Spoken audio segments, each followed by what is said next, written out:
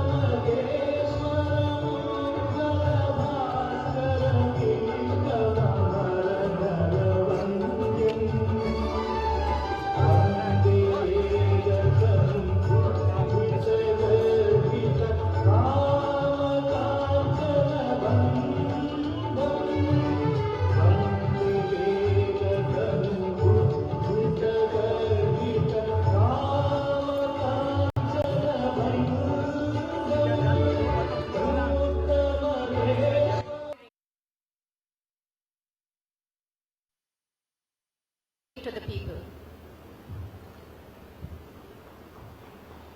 अभी सुप्रियानंद जी कह रहे थे कि हमने इस परिसर में तो विवेकानंद जी की प्रतिमा की स्थापना की, पर हम हमारे मन मंदिर में, हमारे हृदय में विवेकानंद जी को प्रस्थापित करें। और मैं ये बात आपको कहूं और आप कर लेंगे।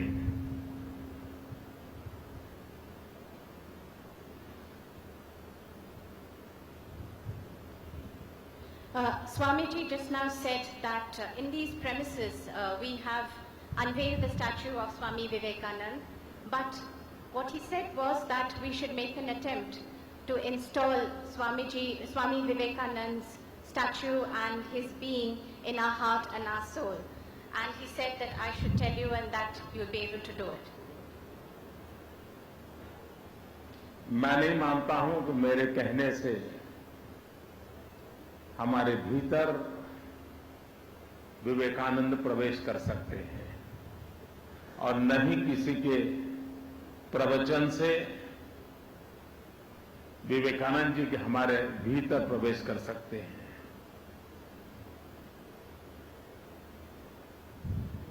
I don't think just by my saying so this can be done, that we can install him within us, within our hearts, nor can it be done simply by anyone preaching this. Vivekananda यह न किसी व्यक्ति का नाम है, विवेकानंद न किसी व्यवस्था की पहचान है। एक प्रकार से विवेकानंद सहस्त्र साल पुरानी भारत की आत्मा की पहचान है।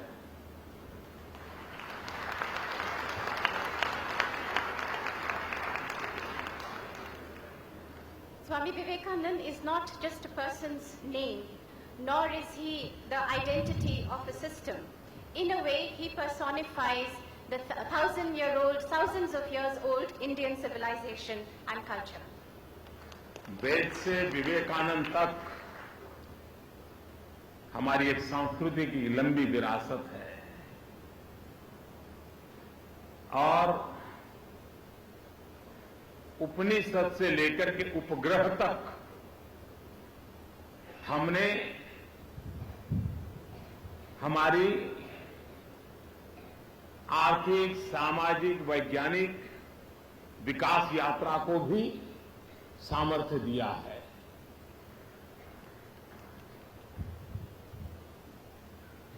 From the Vedas to Swami Vivekanand, this is a very long cultural tradition of India. From the Upanishads to the satellites, our entire developmental journey, whether it is economic, social or scientific, this has given it the strength and the capacity. उपनिषद से शुरू किया होगा, उपग्रह तक हम पहुंचे होंगे, लेकिन हमारा जो मूल पिंड है, जो हमारी आत्मा है और जो सच्चे अर्थ में हमारी पहचान है, उसको अगर हम बरकरार रखते हैं तो उसका मतलब ये हुआ कि मैं मेरे भीतर स्वामी विवेकानंद जी को जीवित रखने की कोशिश कर रहा हूं।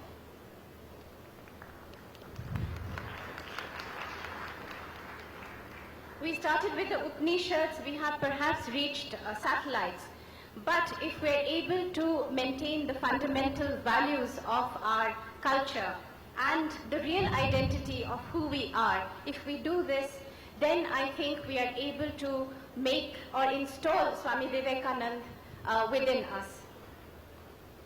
रामकृष्ण परमहंस और Narendra,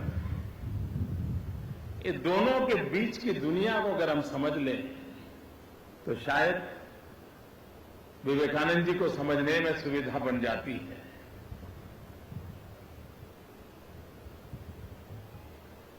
The relationship and the world between Ramakrishna Paramhans and Narendra, his disciple, if we can understand this, then I think it is easier to understand Swami Vivekananda.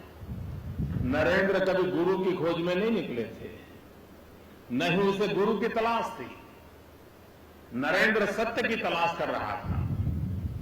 ईश्वर है कि नहीं, उसके मन में एक आशंका थी कि परमात्मा नाम की कोई चीज नहीं हो सकती है, ईश्वर नाम की कोई व्यवस्था नहीं हो सकती है, और वो उस सत्य को जानने के लिए जूझ रहे थे।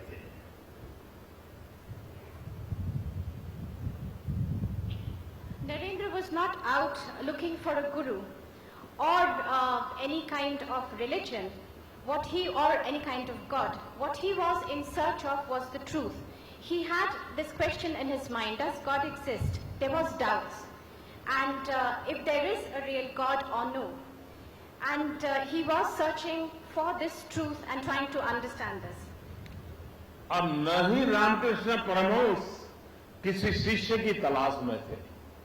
मैं एक गुरु परंपरा निभाऊं, मेरे बाद मेरे कुछ शिष्यों की परंपरा रहे और मैं जो आश्रम मठ प्रस्तावित करूं उसको कोई आगे चलाता रहे।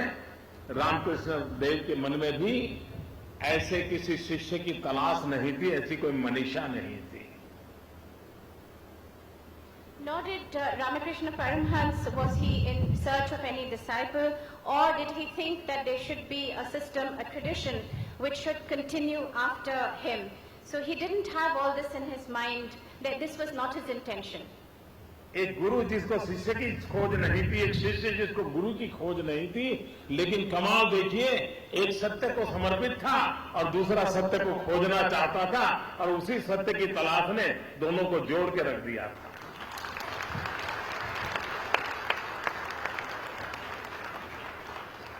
So one was not in search of a guru, the other was not in search of a disciple. One was completely dedicated to the truth, the other was searching for the truth. And it was their quest that brought them together. This is the real surprise. और ये अगर हम समझ लें तो फिर सत्य की तलाश क्या हो सकती है, सत्य के रास्ते पर चलना कितना कठिन हो सकता है और उसमें भी कैसे सिद्धि प्राप्त की जा सकती है, वो विवेकानंद के जीवन से हम जान सकते हैं। I think if we can understand this and we try to understand what truth is, it's difficult. But if we can do this, then we can really attain Siddhi. And then we can understand what Swami Vivekananda was all about. हम विवेकानंद जी के उस कालखंड का विचार करें जहां पर धर्म का प्रभाव, पूजा पद्धति का प्रभाव, रिचुअल्स का महात्म्य, धर्म गुरुओं का महात्म्य, धर्म ग्रंथों का महात्म्य, ये चरम सीमा पर था। उस समय एक नौजवान उन सारी परंपराओं से बाहर जाने की बात करें, इसकी आज कोई कल्पना तक नहीं कर सकता है।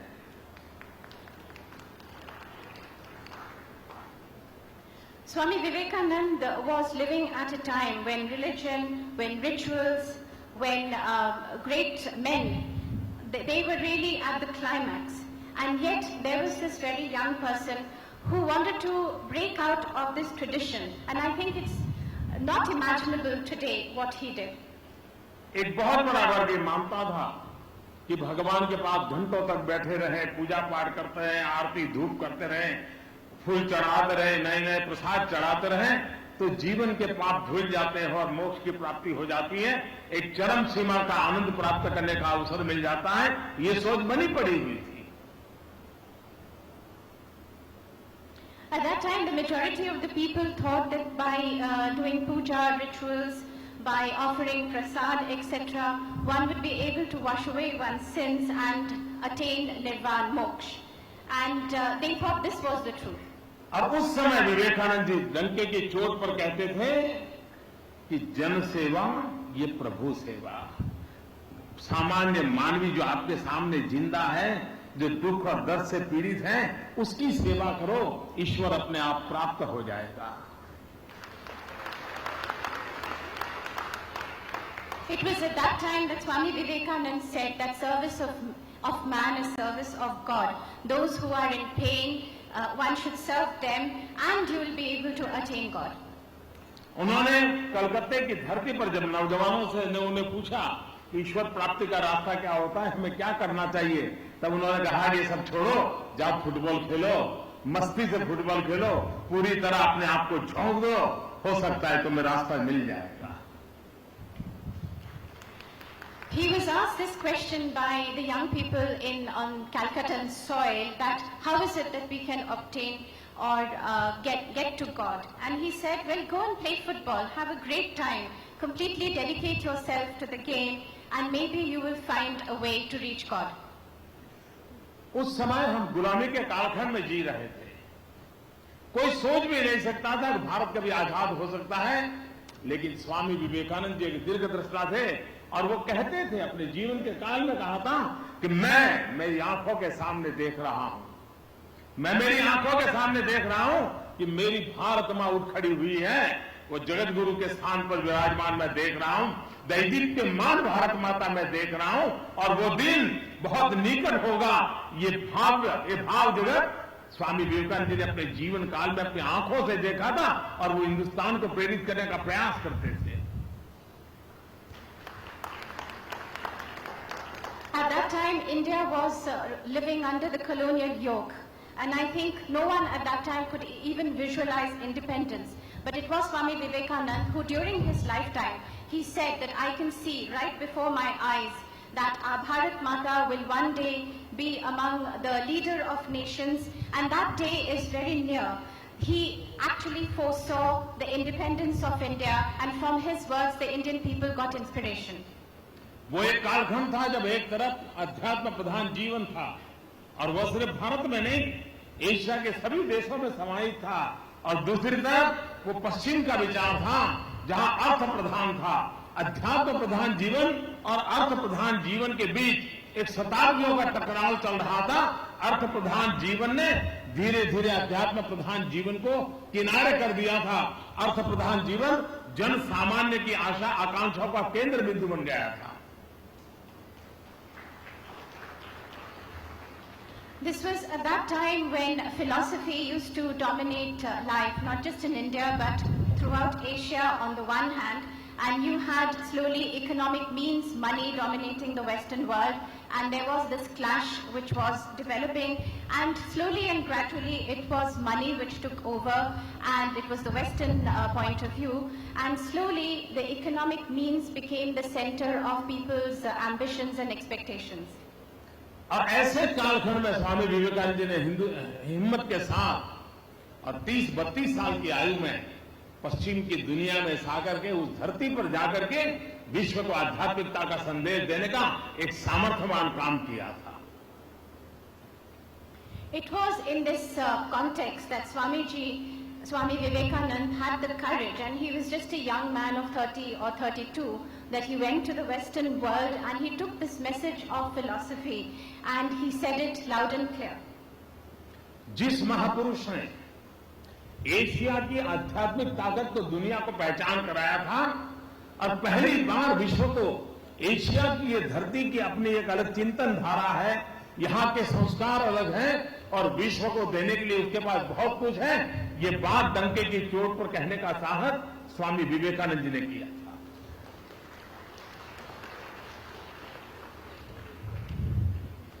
And it was during this time, it was the first time that Swami Vivekananda took this Asian philosophy to the Western world. It was the first time that he talked about the contribution of the East, and he said this loud and clear. This is what Swami Vivekananda, he had the courage to do this at that time. कल मैं यहाँ ASEAN summit में था, आज यहाँ मैं south east Asia summit में था, और एक बात वहां उभर करके सामने आती थी, और वो एक आती थी कि वन एशिया का विचार। लेकिन आज जो आवाज गूंज रही है उसमें आर्थिक व्यवस्था है, राजनीतिक व्यवस्था है, सरकारों के मेलजोल की व्यवस्था का चिंतन है, लेकिन बहुत कम लोगों को मालूम होगा कि वन एशिया का कंसेप्ट आध्यात्मिक धरातल पर सबसे पहले स्वामी विवेकानंद ने प्रचारित किया था।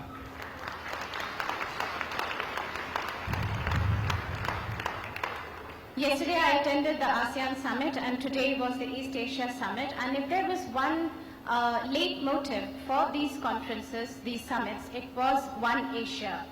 And this is one thought process, and on the other hand you have the various economic, political systems, the tension between bringing governments together. But very few people know that this concept of One Asia, it was Swami Vivekananda who talked about it for the first time and preached it.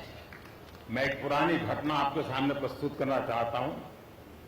After Swami Vivekananda introduced the East and Asia to the West, scholars and philosophers like Okakuru, Kakuzo from Japan, Rabindranath Tagore, Maharishi Aurobindo, Anand Kumar Swami, and Binoy Sarkar were inspired by Swami Vivekananda. Okakuru invited Swami Vivekananda to Japan and also sent him a check of ₹300, and he came to Calcutta to meet Swami Vivekananda in the 1st of February 1902, and both went to Bodh Gaya together. Okakuru is the modern Pan-Asianism. In his book, Ideals of the East, by Okakuru, whose manuscript was edited by Sister Nivedita, the foremost Western disciple of Swami Vivekananda, the very first sentence, this is what the important thing I want to tell you. The very first sentence was, Asia is one. The idea of Asian unity is clearly Swami Vivekananda's concept. In his next book, The Awakening of the East, the next book was The Awakening of the East. Okakuru even began by saying, brothers and sisters of Asia, echoing Swami Vivekananda's speech at the Parliament of Religions. मैं इसलिए कह रहा था कि जो उस प्रकार के उस समय के फिलोसोफर विवेकानंद जी के प्रभाव में थे, उन्होंने जो विवेकानंद से मंत्र पाया था वो एशिया इज वन, ये मंत्र पाया था। आज 100 साल के बाद आर्थिक राजनीतिक कारणों से वन एशिया की चर्चा हो रही है, लेकिन उस समय आध्यात्मिक एकात्मता के आधार पर विवेकानंद जी ये देख पाते थे कि ये भूमि है जो विश्व को संकटों से बाहर निकाल सकती है। और आज दुनिया जिन 2 संकटों से जूझ रही है, अगर उन 2 संकटों के समाधान का रास्ता कोई दे सकता है तो एशिया की धरती से ही निकल सकता है।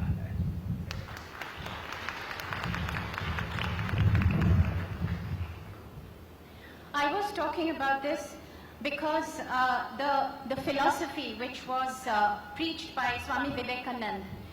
Today we are talking about One Asia, which has now become the mantra.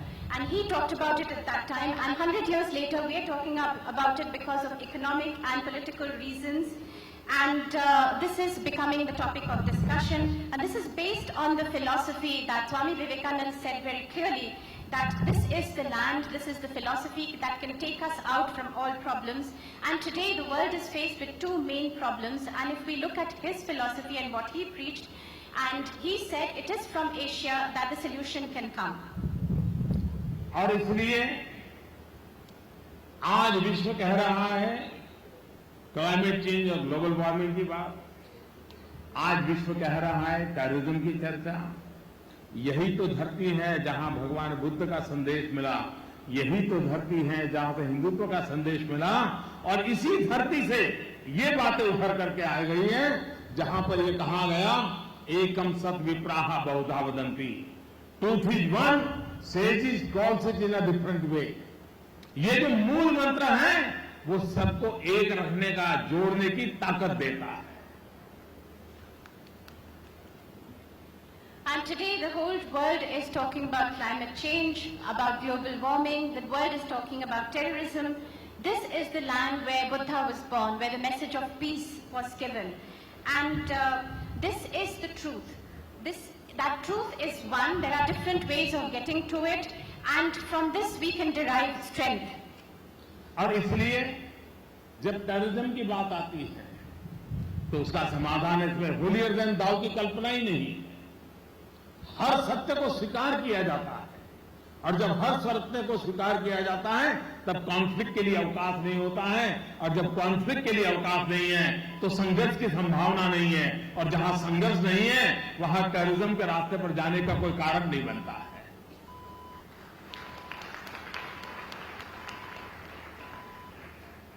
So when we talk about finding a solution to terrorism, we don't talk in terms of being holier than thou. There are, as I said, there are different ways of getting to the truth.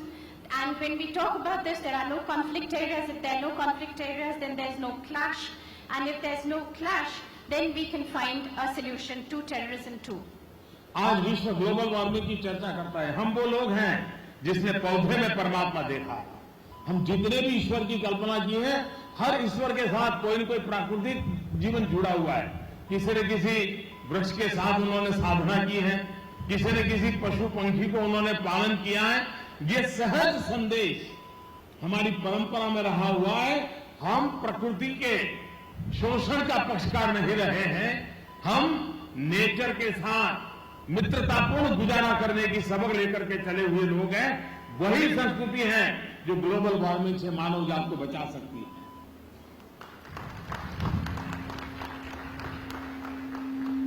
Today the world is talking about global warming. We are the ones who saw God in plants.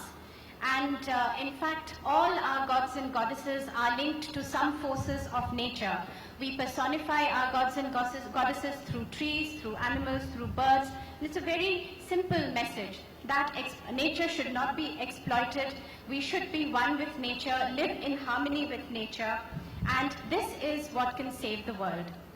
मुझे लगता है कि स्वामी विवेकानंद जी ने ये जो हमें रास्ते दिखाए हैं, उन रास्तों को अगर हम परिपूर्ण करते हैं तो हमें हमारे भीतर कोई नए विवेकानंद को प्रस्थापित करने की जरूरत नहीं है।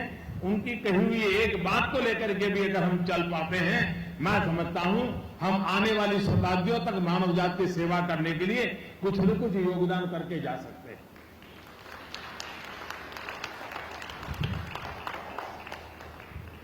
I think this path which Swami Vivekananda told us about, if we follow this, we don't need to find any new Swami Vivekananda within us. This one simple message is the message that can give strength to the generations to come, that we need to serve humanity. This can make a huge contribution. आज मुझे यहाँ एक योग की पुस्तक का भी लोकार्पण करने का अवसर मिला, और वो भी हमारे सरकार के साथी श्रीमान साहू ने यहां की भाषा में योग के पुस्तक की रचना की है। वे स्वयं सरकारी अधिकारी हैं, लेकिन योगा के प्रति उनका समर्पण है। मुझे खुशी हुई उनकी उस किताब का लोकार्पण करते हुए। आज विश्व योग के प्रति आकर्षित हुआ है। हर कोई तनाव मुक्त जीवन का रास्ता खोज रहा है और उसको लगता है उसकी खिड़की योग से खुलती है और इसलिए हर कोई उस खिड़की में झोंकने की कोशिश करता है। Today, I also have the honor of dedicating a book on yoga, which has been done with the collaboration of the Government of India. It is written in the local language, Bhasa Malaysia, and the person who's written it was a civil servant, but he's also an expert of yoga. And today, I think the whole world is talking about yoga, is attracted to yoga only because they're looking for a tension-free life, and for this, they're looking towards yoga. United nation ने अंतर्राष्ट्रीय योगा दिवस के रूप में 21 जून को स्वीकार किया। दुनिया के 177 देशों ने उसको को स्पॉन्सर किया और दुनिया के सभी देशों ने 21 जून को योगा का दिवस मनाया। मानव जात जो कि अपने मानसिक समाधान का रास्ता तलाश रही है, होलिस्टिक हेल्थ केयर की तरफ आगे बढ़ रही है, तब उसको लगता है कि योग एक ऐसी सरल विद्या है जिसको अगर हम दिन में आधा पौना घंटा भी लगा लें तो हम अपने मन बुद्धि शरीर को एक दिशा में चला सकते हैं।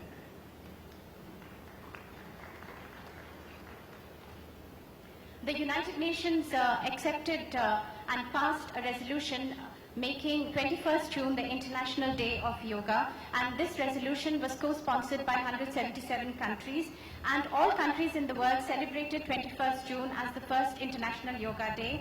And I think today, if humanity is searching for a path which will be tension-free, a life which is tension-free, holistic living, holistic healthcare, then this can be found in the science of yoga, which simply says that if you take out 30 to 45 minutes from your daily routine and do various yoga exercises, you can attain a tension-free life, good health and good mind. आज हमारे लिए ये चुनौती नहीं है कि हम दुनिया को समझाएं कि योगा क्या है। हमारे सामने चुनौती ये है कि सारा विश्व अच्छे योग टीचरों की मांग कर रहा है। हमारे लिए सबसे बड़ी चुनौती है कि हम परफेक्ट योग टीचर दुनिया को कैसे दें ताकि इस विद्या का सही स्वरूप में आने वाली पीढ़ियों तक पहुंचे और जो भी इसका लाभ उठाए उसको सचमुच में उसका जो मकसद पूरा करने में काम हो। और इसलिए जितना अधिक आधुनिक भाषा में हम योग को प्रचारित करें, जितनी आधुनिक परिभाषा में योग को हम प्रतिपादित करें और खुद योग के जीवन को जी करके दुनिया के सामने प्रस्तुत करें और अधिकतम योगा के टीचर तैयार करें, हॉबी के रूप में तैयार करें, भले प्रोफेशन के रूप में तैयार न कर सके। दिन में हम 50 काम करते हैं, 1 घंटा हम योगा के लिए जो भी सीखना आएगा हम सिखाएंगे। ये अगर हम पूरा इस एशिया के वायुमंडल में लाते हैं तो विश्व की जो अपेक्षा है उस अपेक्षा को पूर्ण करने के लिए उत्तम योग टीचर हम दुनिया को दे सकते हैं।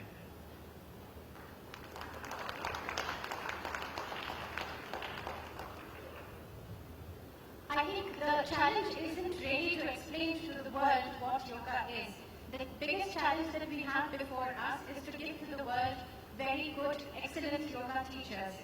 And those who are able to actually explain the original nature of yoga. And whoever does yoga should be able to attain his goals. And therefore, we should be able to talk about yoga in the modern lingo. And we should be taking this message to the entire world that you could live your life, do your entire routine, but take out maybe 1 hour from your routine life and preach the real nature of yoga, and thereby we can fulfill the expectations of the world from us. We can give good yoga teachers to the world. मैं स्वामी सुप्रियानंद जी का बहुत आभारी हूँ कि आज मुझे इस पवित्र स्थान पर आने का अवसर मिला, विवेकानंद जी की प्रतिमा का लोकार्पण करने का अवसर मिला और मुझे विश्वास है कि इस धरती पर आने वाले विश्व के सभी लोगों को यहाँ से कोई न कोई प्रेरणा मिलती रहेगी। इसी एक शुभकामनाओं के साथ आप सबका बहुत बहुत धन्यवाद।